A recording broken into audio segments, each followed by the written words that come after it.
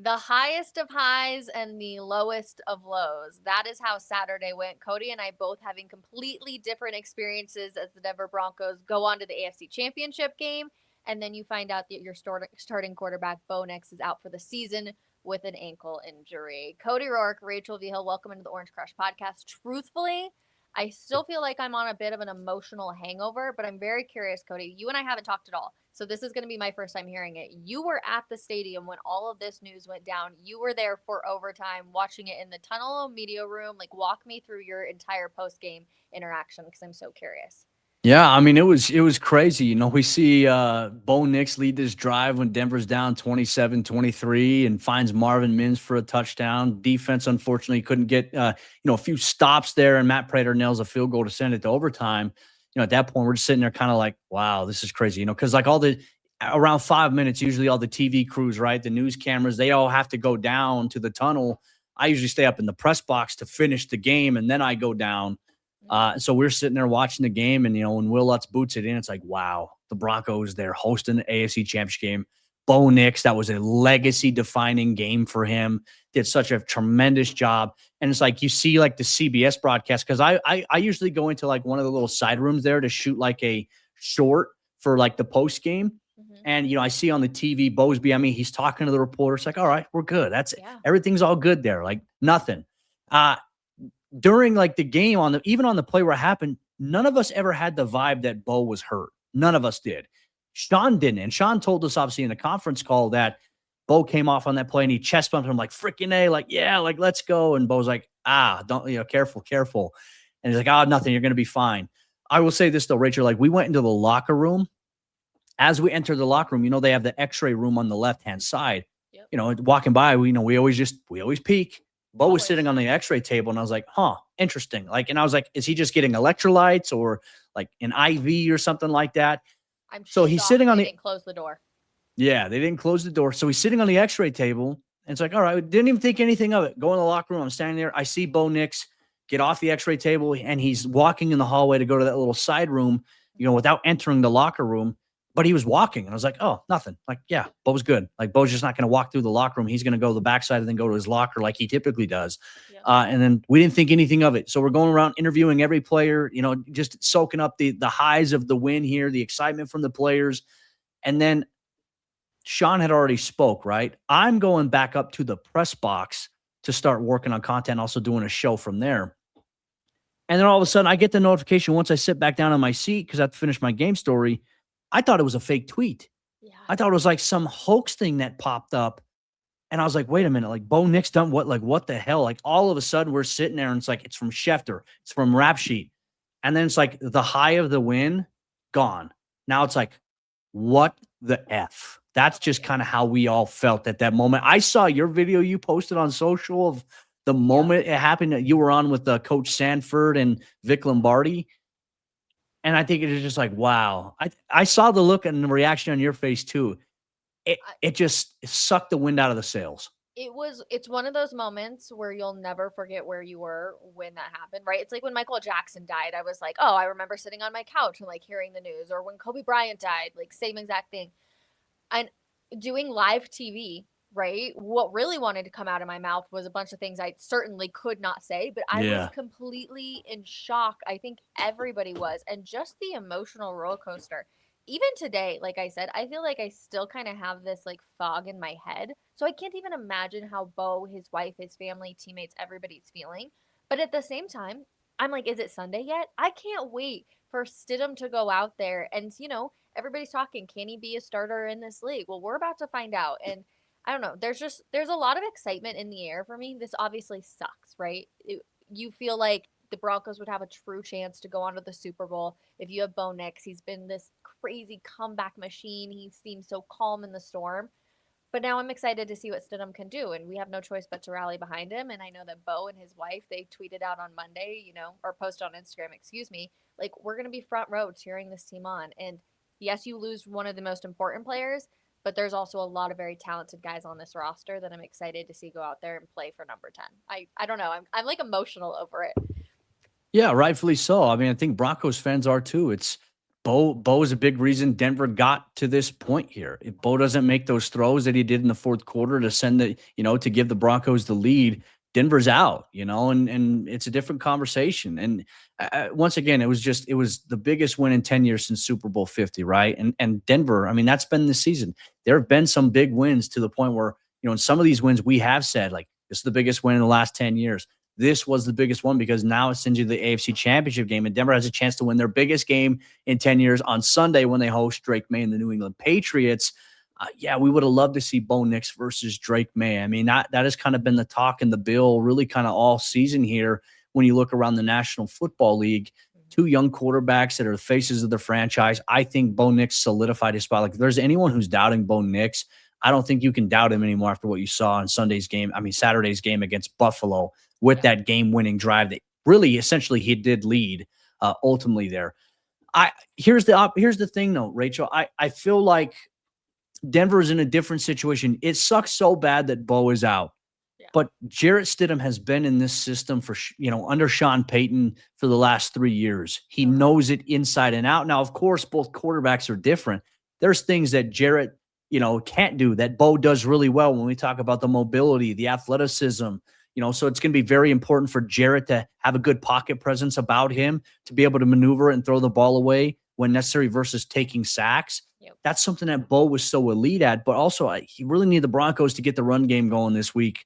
10 total carries between RJ and Jalil this past week. That's not going to get it done. This Patriots defense, they're tough. They're stingy. Milton Williams is playing really well in the interior here. It's going to be best on best this week. And I'm with you, Rachel. I'm excited about this game. The national media is writing Denver off. They're underdogs already at home. Yep. This is the perfect place where Denver thrives. They welcome this challenge. I think that they're going to respond really well. I think that they're going to beat the Patriots. I really do. Oh my God, I'm literally getting chills just sitting here thinking about it. Sunday cannot come fast enough, but first these guys need to get healthy. They need to get right, give their bodies some rest. I don't know. When I sit here and think about this game, if you would have asked me back in July, like, could you ever imagine being in this situation? One, of course, I would never have thought that Bo would have got injured. And I see everybody right now talking on social media like, oh, well, if the refs would have called this play, Bo would never have broken his ankle. And I'm like, that's not how the NFL works, okay? There are penalties on every single play. It really just depends on if the ref is going to see it and be able to call it. Like, it happens. I've heard all of the talk about, was it actually an interception from Draquan? Like, there's so much talk on it. One way or another, the Broncos advance. Sean McDermott gets fired on Monday. Like, it's just kind of been crazy, but I am excited. And you and I we talked about it right before we went live. We both agreed. Jarrett Stidham looked better than Bo Nix in training camp. He's got the accuracy in his arm. Like, he's good. He can be solid. But the one thing is about Bo is he uses his legs left and right. And can Jarrett Stidham also use his legs? I hope they don't try and take that away from the game plan too much and see how Stidham can handle that in the first quarter at least. Yeah, the thing is, you can't do these QB design runs, where you pull the tackle to the outside and have Stidham follow behind. That's not Jarrett's game, but I will say Jarrett does have an underrated scramble sense about him where he may not have the speed that Bo does, but if he sees a lane, he will take it. I mean, there was the Broncos in the preseason against the 49ers. They were in like a 3rd and 15, and he scrambled for 18 yards, made a guy miss, and then slid there. I mean, Jarrett, he's not as mobile as Bo, but he has this underrated sense of athleticism to him in a sense that I think could be relied on. I'm very curious to see how Sean Payton game plans this week, especially against this aggressive defense, obviously, that New England has. They do a really great job of disguising. They balance up their man looks. They play a lot of zone. They blitz a lot. This is going to be a tough matchup, and Denver certainly is going to have to bring their A game offensively, but maybe it is the perfect storm, so to speak, not having a lot of film on Jarrett Stidham. Josh McDaniels certainly has an idea of Jarrett Stidham because he was instrumental, obviously, when he was in New England.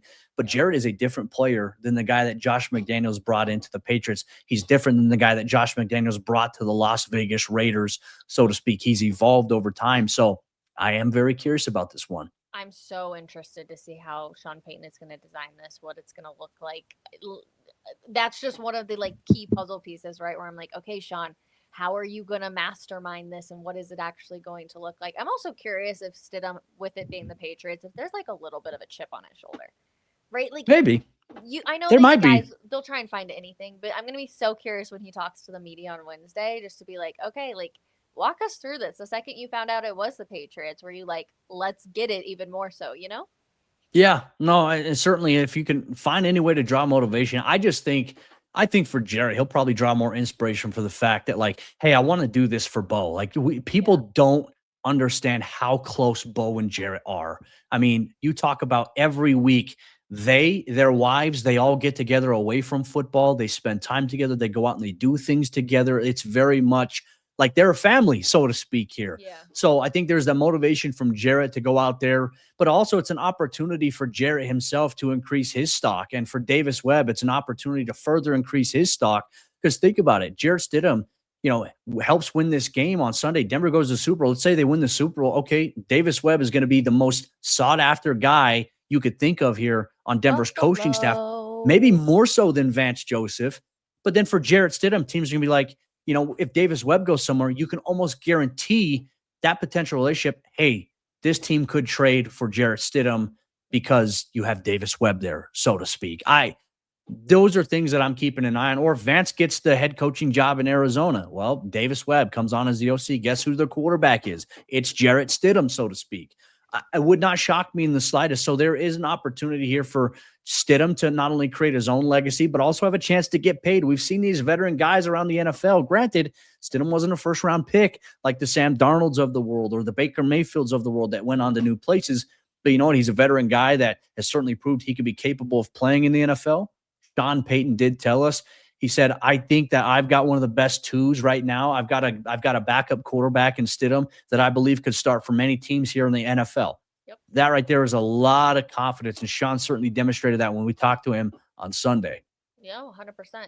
He said that even in training camp, right? Like 2 years ago, I feel like we do have quarterbacks that can go out there and you got to give it to him. And even if he doesn't fully feel like he's going to be ready, he made it seem like that. Like I think Yeah. Sean going out there and being like, we'll be ready, he'll be ready. Like that just gives you confidence. So media as a fan base, like I think everybody's really excited about what we're going to potentially see on Sunday. I can't wait. I wish it was a late game, but I'm like, okay, well, I guess we'll take Hey, it. well, that means we get brunch in the press box. I'm excited about it. Oh, I didn't even think about brunch. Mhm. Okay, question. How did you feel about the meal this week? So damn good. I had the Oh, seared chicken. I thought the seared okay. chicken was great. See, 2 weeks ago, I thought that meal was a 10 out of 10, could literally not get any better. But I was sitting next to the window. My food got so cold so fast. I was having cold mac and cheese, and I was like, this is first world problems for sure, but just giving everybody Yeah. the real honesty. I was like, oh no. Because I didn't it like was the so cold. succotash. I don't even know what the hell succotash was. I thought that was like a Looney Tunes reference. I What didn't is know that that? was like a real thing. Was that the corn stuff? I think it was like the corn, peas, carrot stuff Yeah. that, You that didn't they like it? had I thought it there. was pretty good. I mean, I got it, but I didn't even try it. I was just like, I don't know. I'm weird like that. I will say I did get the mac and cheese, and then I sprinkled some green onions, some breadcrumbs on it. And then I was like, I'm going to go to the nacho bar real quick. I got a couple of tortilla chips, Oh. but then I got the pulled pork that they do. Was it pulled pork or was it birria? It was something like I thought that. it was barcoa. But barbacoa. I grabbed the barbacoa and I put that and I put it all over my mac and cheese. So it's like perfect. Bang. And Smart. then, of course, the spicy chicken sandwiches. I had my first one ever on Sunday or Yeah. Saturday. How'd you First feel? one ever. It was good. I will give it to everybody. It was Always good. I grab two of expected them. it to be a little like more spicy, but overall solid. Would definitely get again. Anyways, if you want to see all of this food, we will have it up. I have it on my social media. I always do a vlog from each game day, so you can see what it looks like there. But a nice little first side rant of the show is the food. We're gonna hear from players starting on Wednesday again. What do you anticipate the vibe to be? We've already seen a lot of social media reactions of guys being like, let's get it 8, like we're playing for you, number 10. What do you think? Do you think it's going to be calm, cool, and collected, or do you think it's going to have this little bit of an extra motivation of like, let's really go out there and get it?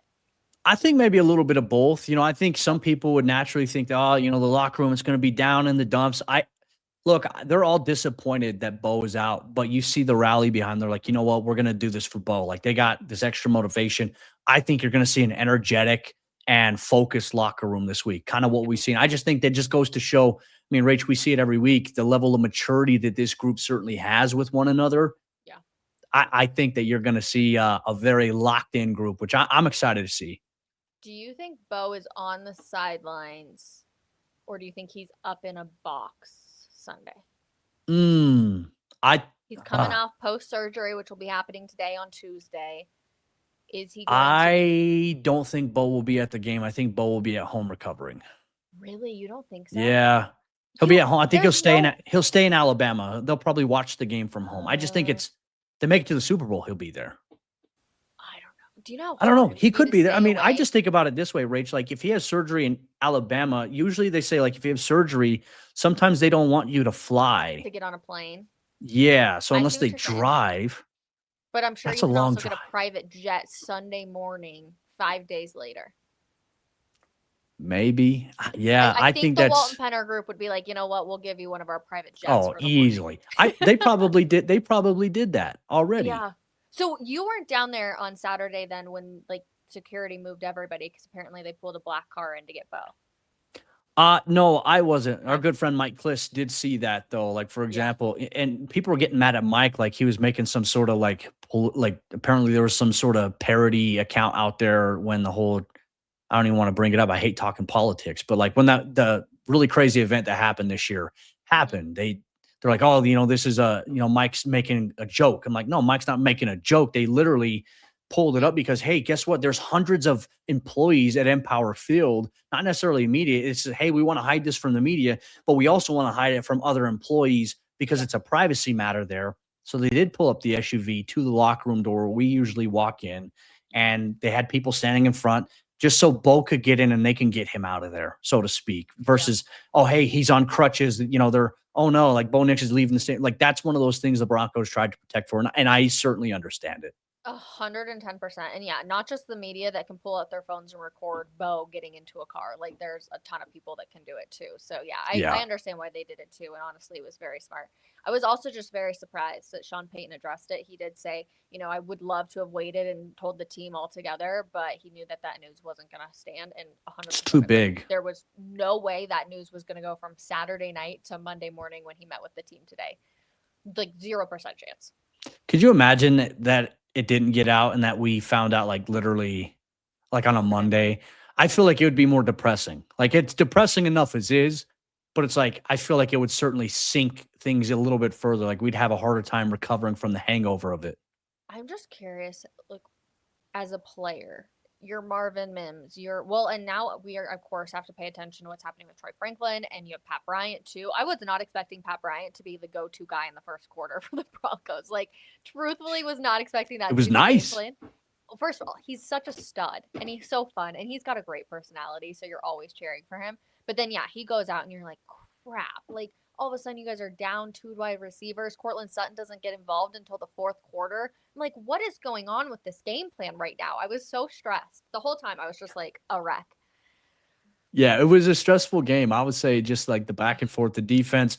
I mean, the defense, they created 5 takeaways, which was nice. That was so important. But man, they couldn't stop Josh Allen and the Bills. No, They really couldn't. The they amount have of to be chunk better this plays week. that they gave up, the third downs that they gave up were certainly bad. Like, yeah, I even said it before the game. I was like, I wonder if we'll see the Bills run the hook and ladder. They ran it twice before, and of course they ran it right before the fourth quarter ended to help set up field goal range. And I was just like, come on, like you had to know that was in the game plan, so to speak, for this one. But They I'm with have you, to be better Rachel. this week, Cody. They have to be Yes, better.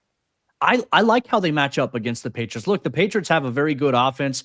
Stephon Diggs, Kayshawn Booty. Yes, I understand that. But also, if you've watched the last couple of playoff games, folks, like the Chargers defense sacked Drake May 5 times, forced 2 fumbles, had an interception. The Houston Texans defense sacked Drake May 5 times, forced 4 fumbles, had an interception on him. He is susceptible to getting hit, but also they have a running back in Ramondre Stevenson who is good. He's not James Cook good. He's good, but he has had a tendency over the course of his career to put the ball on the ground. So I like how Denver matches up this week defensively.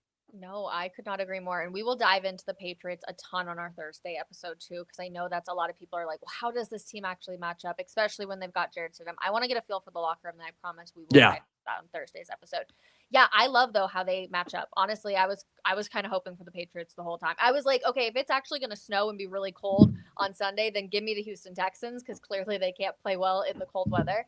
But I think that this is a good matchup. But again, like I said, the defense has to play better ball, but they have to be able to create the takeaways too. Think about it. Yeah. If the Broncos hadn't had 3 of those takeaways, it wouldn't have mattered. The Bills would have Yeah. won the game.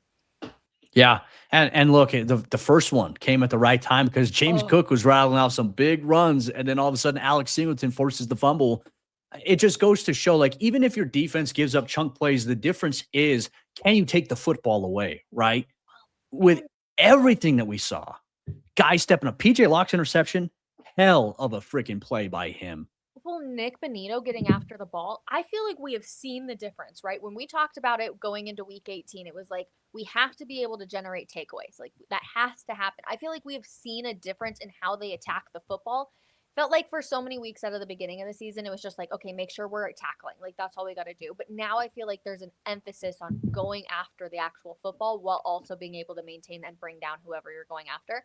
I just feel like I've seen the difference. And sometimes we always have those like, this is what we have to do, but we don't actually see it. And I feel like Vance Joseph has made sure that we can actually see that when you're watching the play. Yeah. Yeah. Look, and PJ's interception was big. Oh, Jaquan's, man, what an incredible play. That saved the season. That it play right there saved it entirely. And then that was another Bonito, one. My heart just dropped watching that. I was like, the game is over. Like they're in the field m- goal range. It's being done. in the press box, the moment Jaquan came up with the ball, I was like, wow. I was like, Oh, wait a minute, like, holy crap. Because I thought from the vantage point there, it's like, wow, like they're going to be in field goal range. Just a hell of a play, unbelievable swing of momentum there for Denver. But I couldn't help but tweet out after Nick Bonito had that strip sack, Rachel. I was like, wow, Nick Bonito's Von Miller playoff arch is beginning, and Von Miller was going crazy after that play happened too. wait, I haven't seen. Did he post a clip?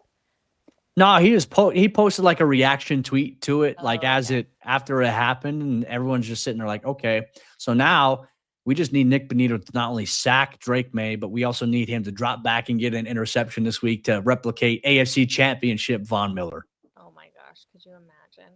How was it? I guess walk me through the crowd. Was it Jurassic Park? Oh, Like the media press row was going absolutely berserk when they won. it was nuts. Like the stadium. I mean, Rachel, we've been in the games this year, right? The stadium has been loud. This is the loudest I've ever seen it. Like, you could put the water bottle up and film it.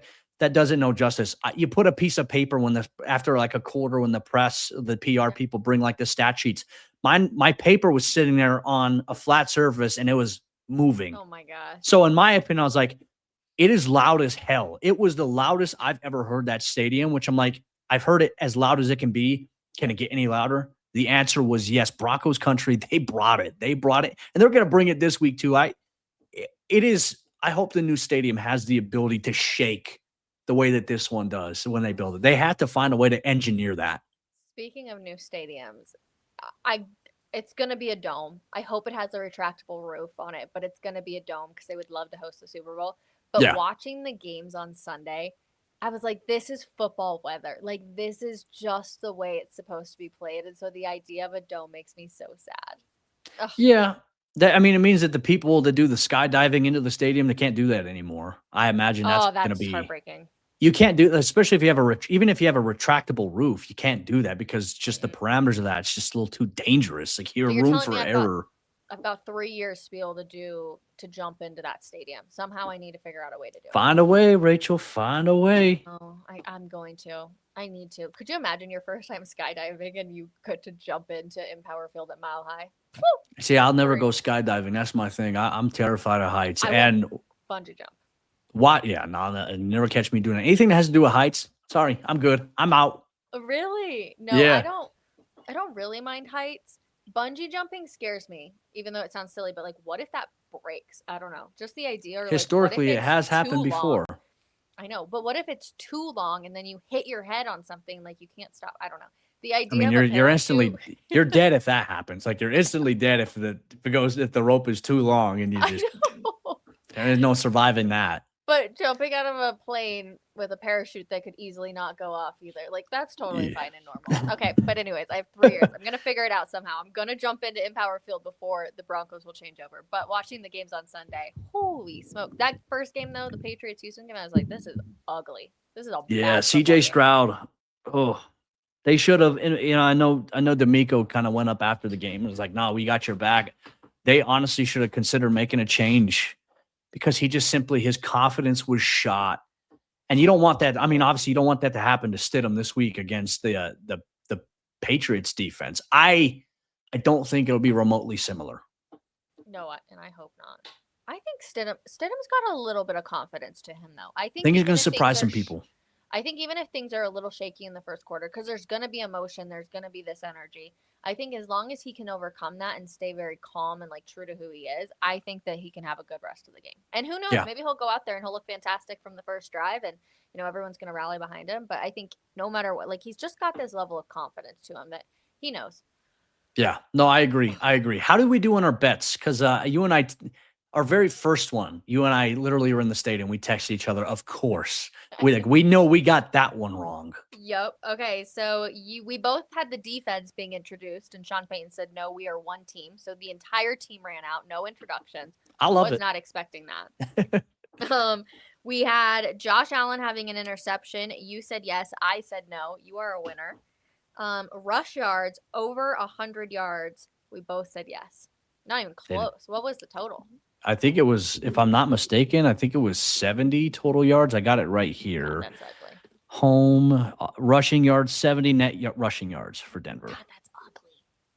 It doesn't make sense though, because we saw Jaleel and RJ both have one explosive play, and I'm like, why can't we just stick to this?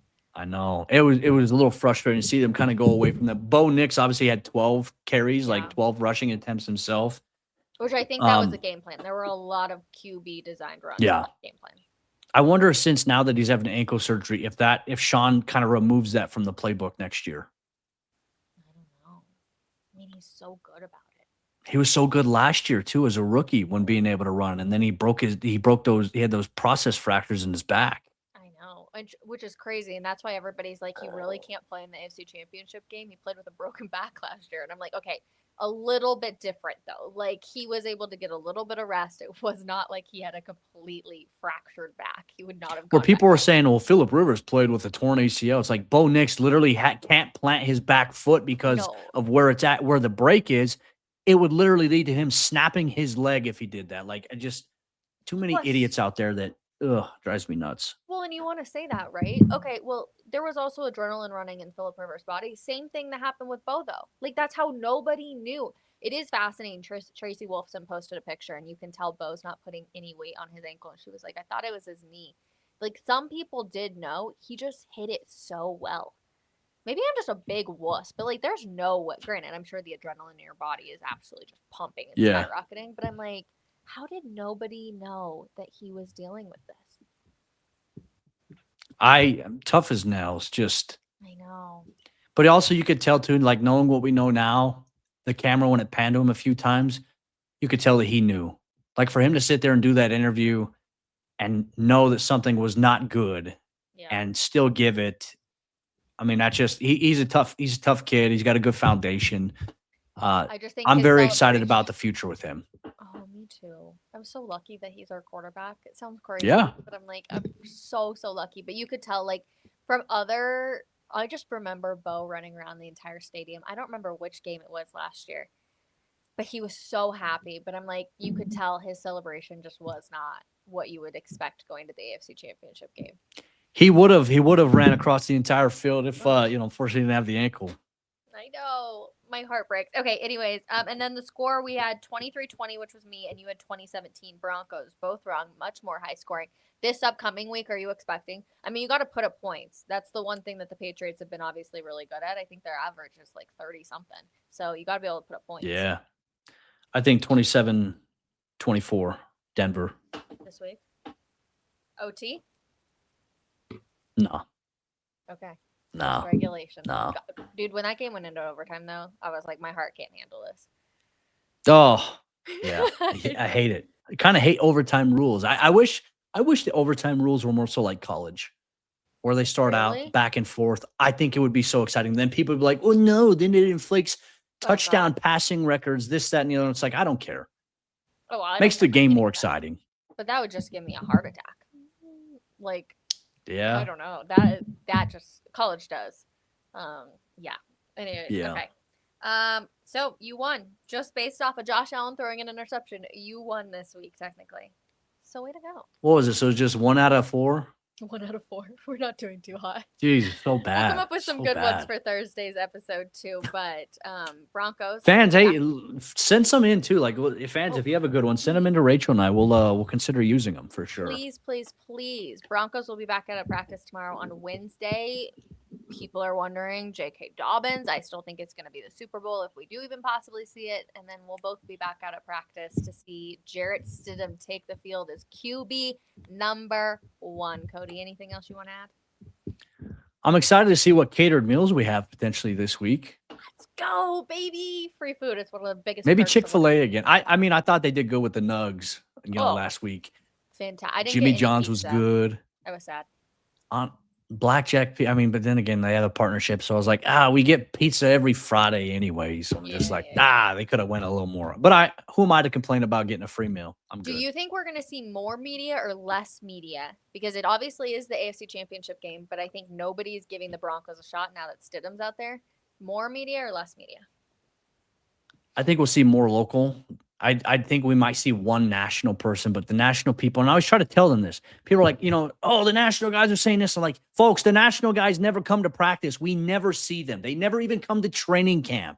The national media folks listen to what the local media says, and then they get resources that are in the office on if that stuff is correct, and that's it. That is it. Once you realize that working in media, that's where you're like, oh, these guys really have no clue. They're just being told stuff. They're just being fed stuff. Yep.